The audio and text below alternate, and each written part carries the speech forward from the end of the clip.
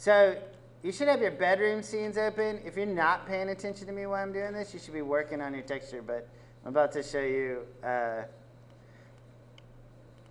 I'll tell you. I'll point out when the point, because everything else is stuff we've all seen before, right? You've seen Photoshop. You've hunted for textures.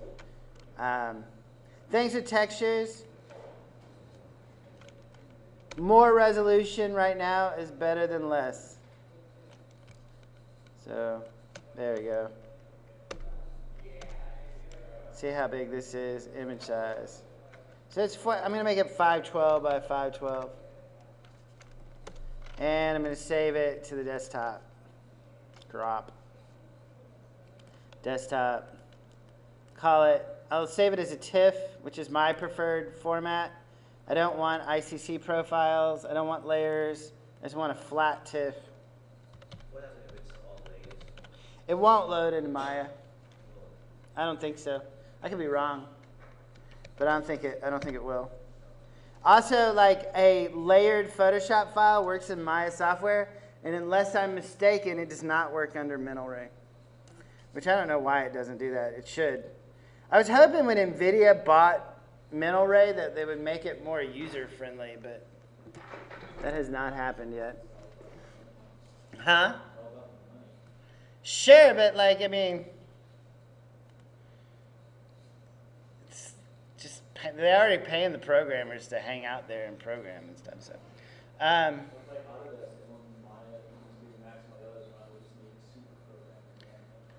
Yeah, well, then now they have Max Lite and Maya Lite. Maya LT just came out for video game artists. So anyhow, let's look at this under the UVs. UV texture editor, right? So look, here's all the UVs of that wooden floor, and they're just projected straight down, which, if I put a texture into this, won't be appropriate. Also, if I wanted to have each piece of wood be different, I could export these UVs and then hand paint the wood floor. Right, like you paint every board. No, I don't want to do that. I'm lazy. I'm not lazy. It's just like, do you really want to spend your entire time painting a floor? And the floor's right, the floor's not the most important part. You just want to slam it and be done. So people on Creative Crash, they have these ideas too. They're like, I do not want to do that for that long.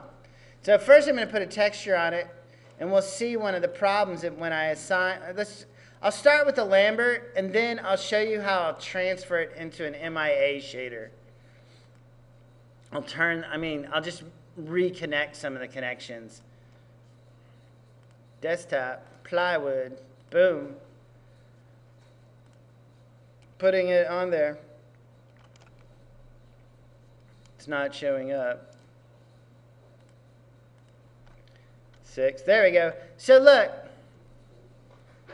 graph this. The texture is not very good.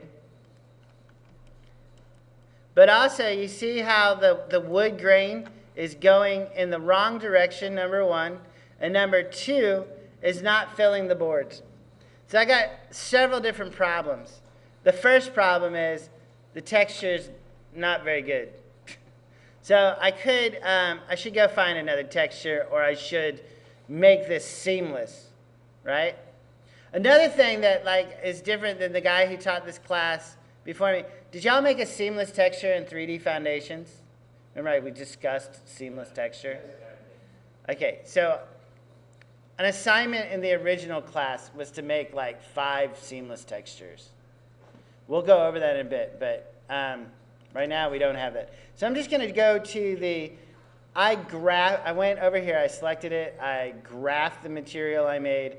The file node has a place 2D node, and I'm going to rotate it 90 degrees. So at least the grains go in the right way. However, I think I want it to repeat 4 by 4. Now here you see that horrible seam that's occurring. It's not very good, is it? But the grain appears much better now, yeah? Can you see? I don't know if you can see. Look, I'm getting closer. The grain is tighter than it was, but I need a better seamless. But I also still have the same problem, is that the grain on this board is exactly the grain on that board, and that would not happen in the real world. So I'm going to use this UV layout, and what it's going to do, the whole point of this script, if I'm correct, and it works, is it's going to take UV texture. It's going to take these UVs, and it's going to move them all around, randomizing them. Because this was created from some sort of projection, now it's going to randomize them, and that'll mean that this board and this board are not the same boards. So we're going to do that, and I go here to click on this button, which is my script editor, lower right, script editor. One of the things that makes Maya is its capacity to do MEL scripting.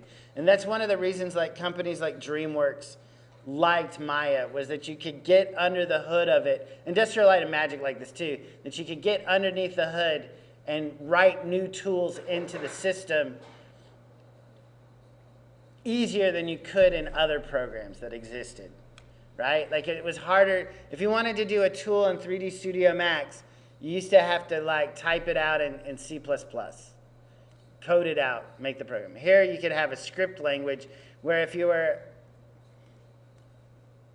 maybe a lesser programmer, you could write things. I usually just use people's MEL scripts. I'm not a very good programmer. So I'm going to go File, Load Script. Where is my script? I had it here. Random UV Toolbox. I'm just going to drag it to the desktop because I don't want to hunt it down on the server. And it's super small. Random UV Toolbox. So have y'all heard of MEL scripts before? And have you used a MEL script? Yes? What did you do with a MEL script? What did you use? Okay, for rigging?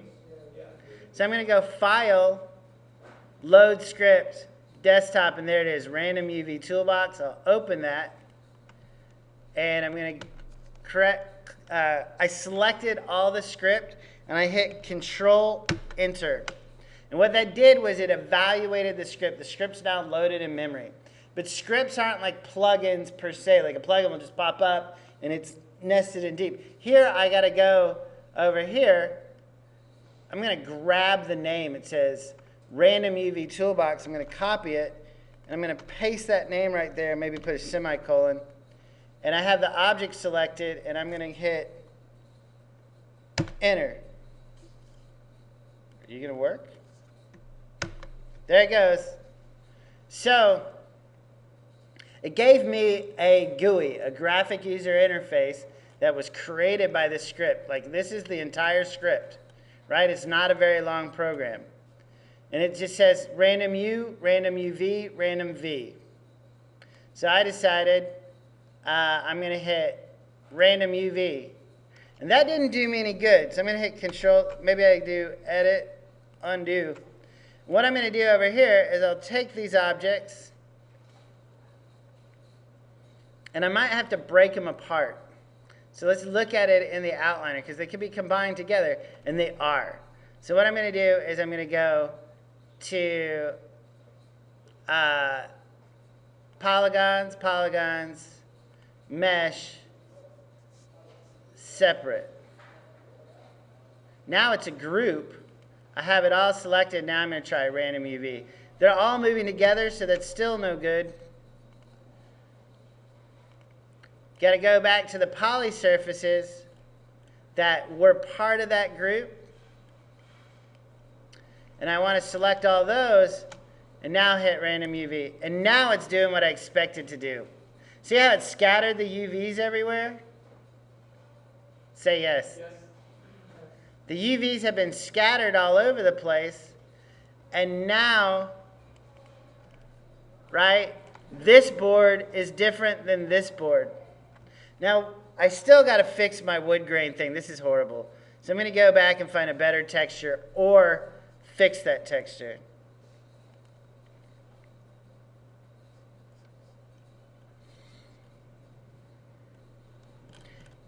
So what I'm going to do is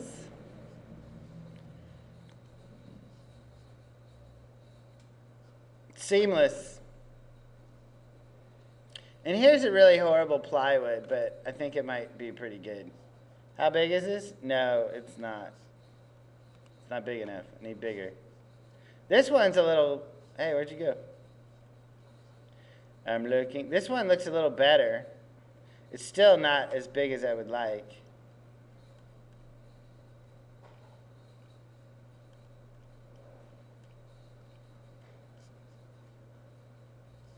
And this is horrible. So, you kind of got to judge which ones you want. Wholesale marine grade teak.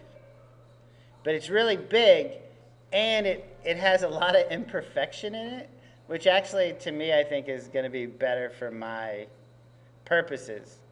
Because I want this stuff everywhere. I'm going to copy this. I didn't mean to do that. There you go. Back. See, right? They're a company that's selling plywood. Sometimes when I'm looking for textures online, some of the best places to look are companies that are selling the material, like roofing supplies or wood supplies or tile supplies, right? Rather than just whatever. What's up with you? My buddy just came back from Afghanistan with the squad patch I designed for him and his unit. Wow. That's absolutely crazy. Yeah. Fucking super proud. Uh-huh.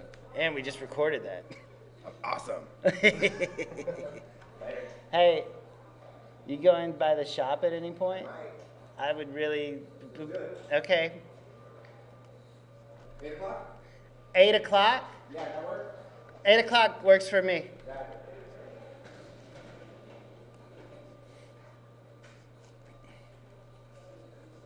All right, so back in Photoshop, we just got interrupted. Rob Silva needs to put $1 in the swear jar. So this is kind of a horrible photograph, and really I just need a square of it. So this is CS6, and they changed the crop tool a little bit, so I get confused. There we go. So I'm going to make this seamless. And I'm going to go image, crop, there it's cropped, image size. So this is 1236. That'd be, I'm so silly. I don't even know what 1236 divided by 2 is. 618, just like Kingsley said. Image, filter, other, offset. Why am I doing this? I want to make a seamless texture. So 618 by 618.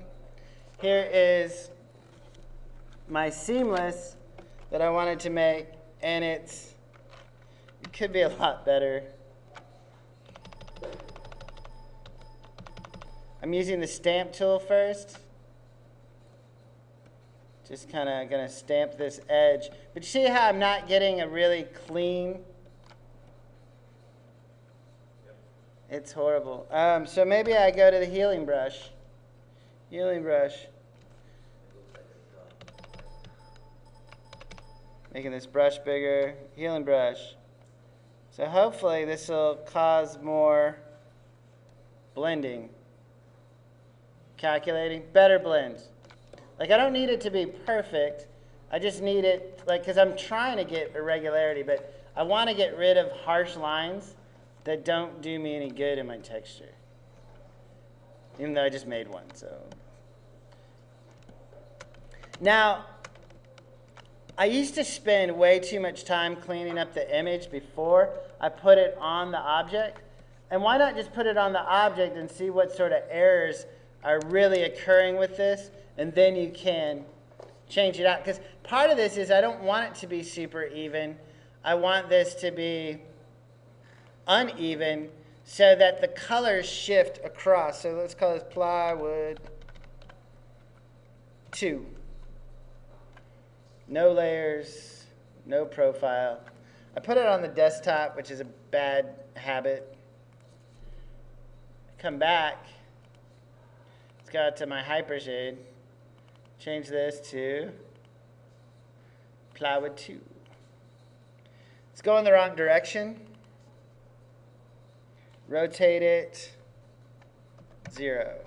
So now I've got a bet. Look at the floor. The floor has differences in the wood. You see what I'm saying? So I get different aging. I've got this board is not a twin of that board. So it seems like someone may have really cut it out. This was teak, which is kind of an expensive wood, but right?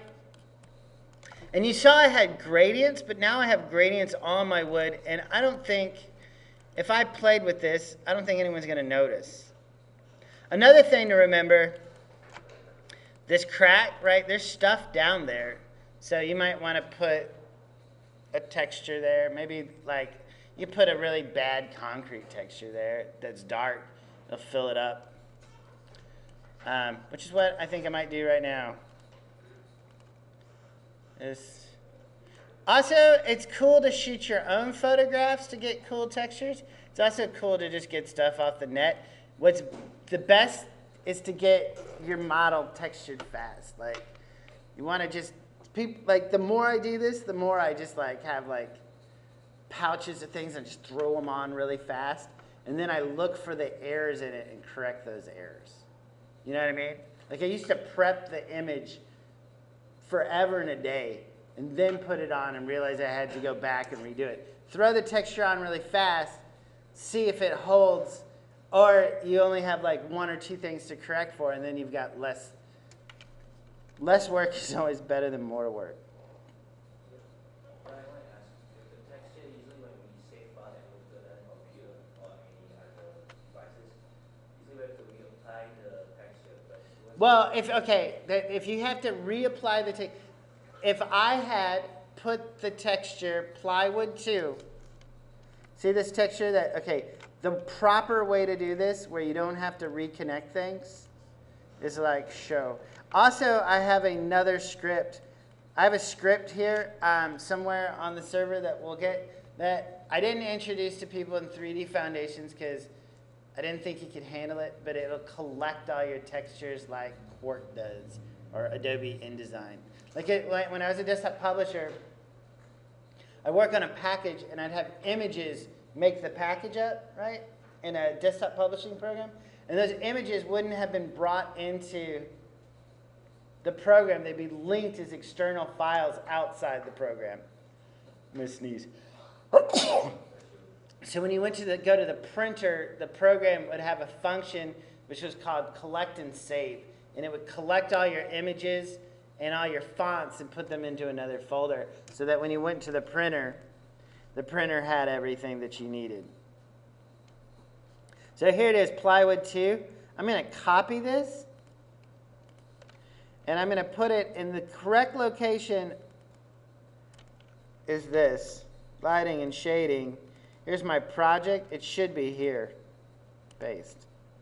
Now, if I take that project, put it on my computer at home, and then do set project, if I create, oh, and you know what I haven't done yet? Here's what I haven't done yet. I'm a big liar. Sorry, Harrison. There's one last step. See this file right here? Notice the file is set to C users desktop plywood 2. Should not be that file. It should be the same file, but in a different location. It should be students, lighting and shading. Here's the project. Here's the source images. Here's the plywood. Open it up. Boom. Okay? So now it's set to look at the name right here. It says source images plywood. Now, if you were getting textures from other places, or you had them in a different location, and you're not obeying the project system, right? You're not following the project system to as precisely as you could. You have to have those files, but maybe they're in another folder. You could go to this tab right here where it says textures. So here's the textures and there's the file, and I could have grabbed that and grabbed different ones. Okay? Now, that's not the only, like, but like we got the, this is something I did in this class because like people were like, I'm not going to do that floor or whatever. But the deal is, right, like if you're on a show, you can't tell people like, hey, gonna do your system. So this is a way to get around having to hand paint that whole wood floor by hand. Right? Now the wooden floor is just as a Lambert, and wooden floors are not Lamberts. So what I'm going to do is I'm going to take that, because I just used the Lambert to get it up and running, to get the color texture up and running. I'm going to go create, what's my favorite material? Yeah, so that's a personal bias, but as far as metal ray goes, I think that's like, for things that are not skin or ketchup or milk or things that are very subsurface scattering translucents, this is the way to do it. So I'm going to take this color and I'm going to route it into color. And I'm going to go up a level, there we go, and I'm going to assign this to there. Now, there's a problem. I'm going to give it a glossy finish. Also, I'm going to go help, Maya help. And where's my favorite manual? Which one is it? It's the Architectural Library.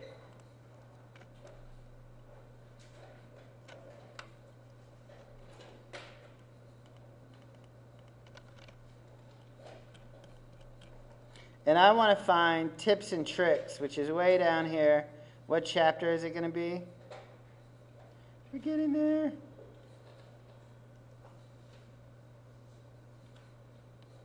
May have gone too far. Tips and tricks.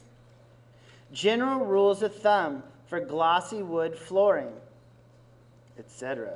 Let's get nice and close. Here's some quick rules of thumb for creating various materials. They each assume basic default settings as a start point. This is a kind of hybrid material one runs into many architectural renderings: lacquered wood, linoleum. For these materials, the BRDS should be off. We start out with BRDF 0. So what was BRDF? I talked about it very briefly. And it's just, I like saying these names, just bidirectional reflectance function. I know, you're really excited about that.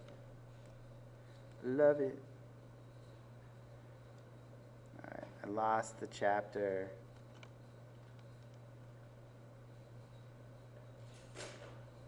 There it is.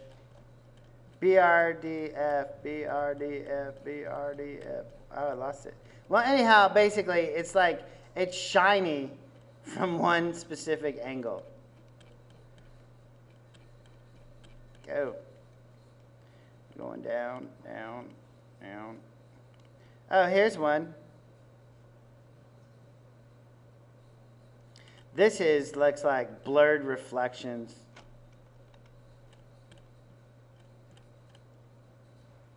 Glossy reflections and refractions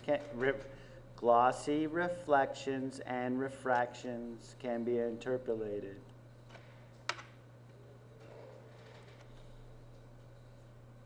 I like that. Okay, so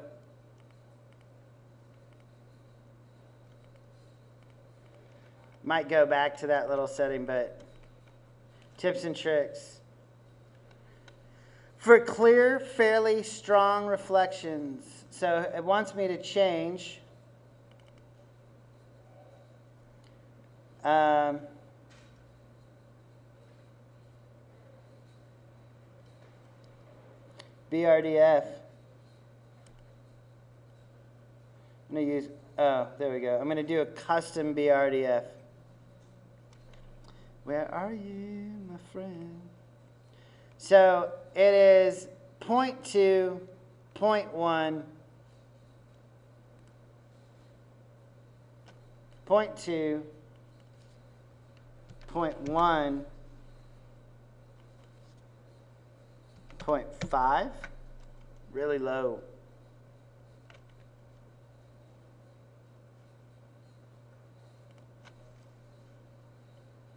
Yeah. Set reflectivity to 0.5, 0.8.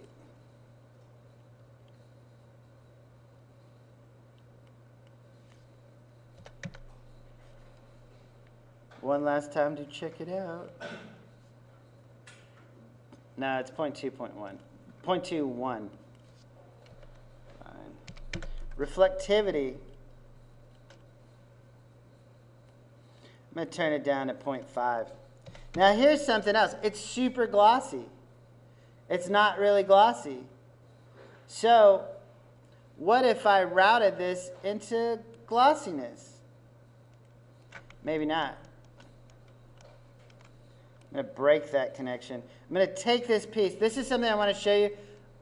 I take these images and I'll break little bits of the network off.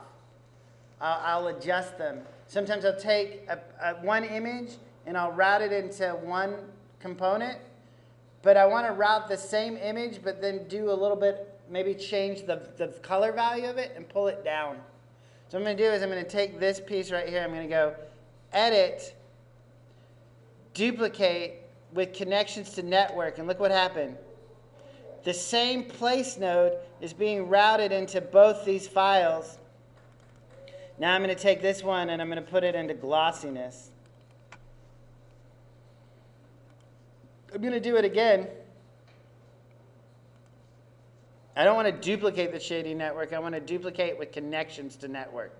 Duplicate with connections to network. Now I've got another file. And I'm going to use that same file. And use that same file. And I'm going to put it into the bump.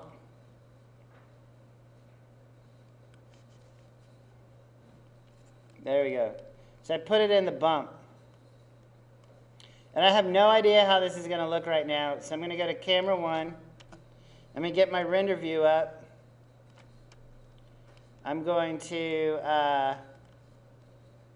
save this. I'm going to call this 7 lit texture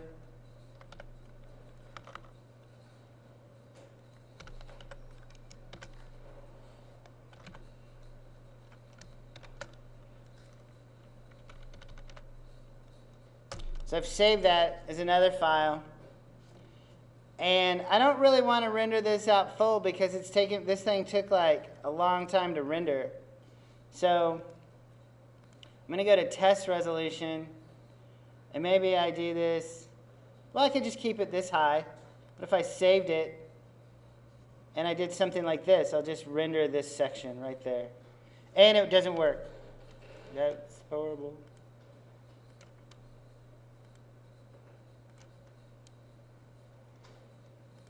I'm going to go to test resolution. This is probably because I just restarted Maya from yesterday. Test resolution. Let's go to 25%. Really small. Render this out. See what's happening. It's super glossy. It's super reflective. And I don't like it.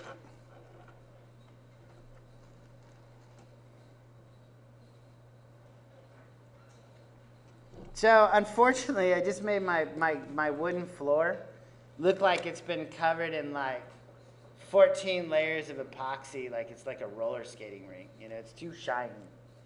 So, gonna work on this floor a little bit. Because, right, it's got a broken piece of wood on it. Is it really gonna be that shiny? It would almost be better, it'd be dull. But I think it'll have a little bit of shine. You know, like even in like a shellac floor that you beat the crud out of is going to have shine in some spots. Don't you think? Maybe.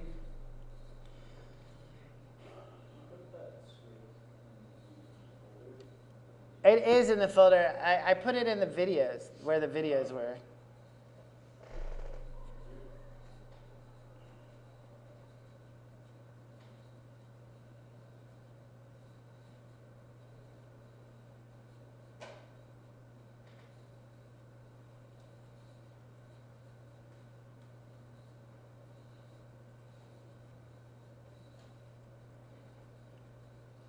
So way too shiny.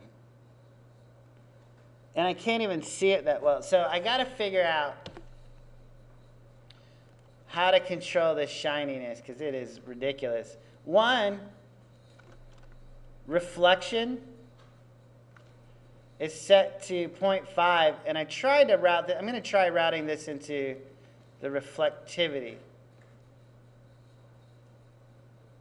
And I'm going to take this one, and I'm going to go down to its color balance, and I'm going to take its color gain and bring it down. So it's a relatively dark texture. I'm also going to go back to the MIA thing, and look, there's a roughness, and I'll turn the roughness up.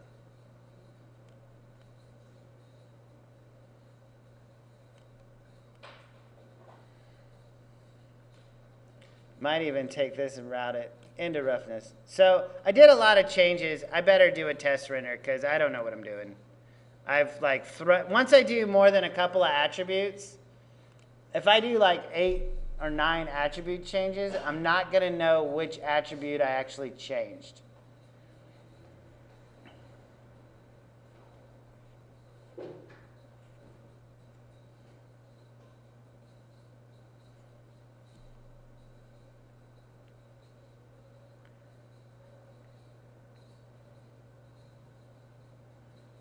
Still pretty shiny. But it seems less. So let's see what happens when this renders out. Can't quite tell.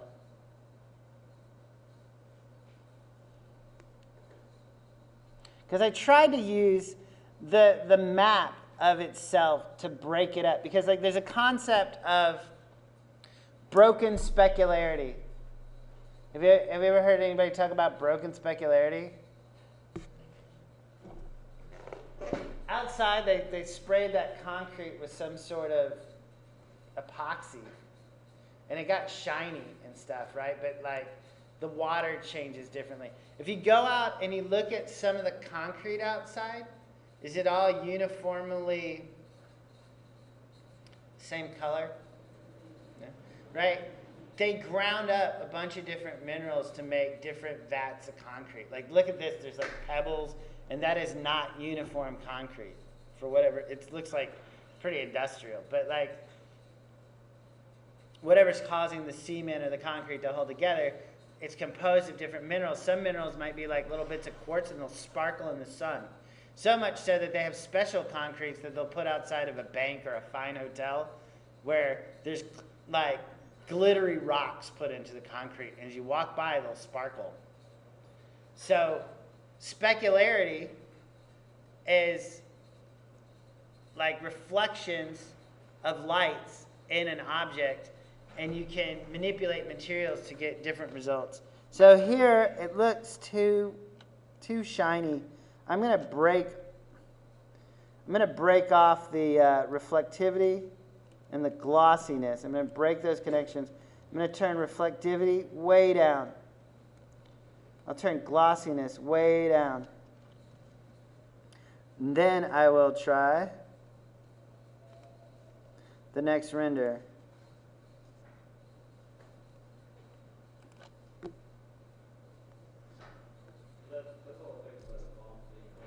Yeah, the bump is going to do the up and down, but like you can have areas that raised areas be glossy, or you could have the crevices be not. You know, like you can control what areas, and sometimes people just put random images on there to have like some areas shiny, some areas not. Like look at like a dumpster around here where like people have graffitied it, and then somebody comes back and paints over the graffiti. Like the paint they painted over the dump, like there, it might be like, let's say the dumpster's green, you'll see like where they kind of got a green that matched, sort of, not really, and it'll be really dull, and then somebody graffitied again, and then it's been another thing, you know. So like you got all these paints with different feels coming off them, and then as light passes over those areas, it'll cause different reflections. By manipulating that stuff, then you can have your 3D objects hopefully appear more real. Or sometimes, a lot of times, like, what's that Anchorman stuff that's going on outside? Like one of the characters is holding a gold 2, right? Like the number 2. And it doesn't look like real gold. You know, it looks like gold from a graphic purpose, but it doesn't look like he's really holding a 500-pound bar of gold, you know. You know what I'm saying? Yeah. Like there's graphic gold, there's real gold, there's gold for the movies. So it looks way better dull. But I want to, and I turned the roughness up pretty high, but I want to, what if I turn this way down and it's color balance? On every texture, there's a color balance monitor a little bit. And so what I'm doing is I'm adjusting that so it seems like it's black, but there's a little bit of dark gray in there. And I'm going to try putting that into reflectivity. And now I'm going to render it again. Because I want just a little bit.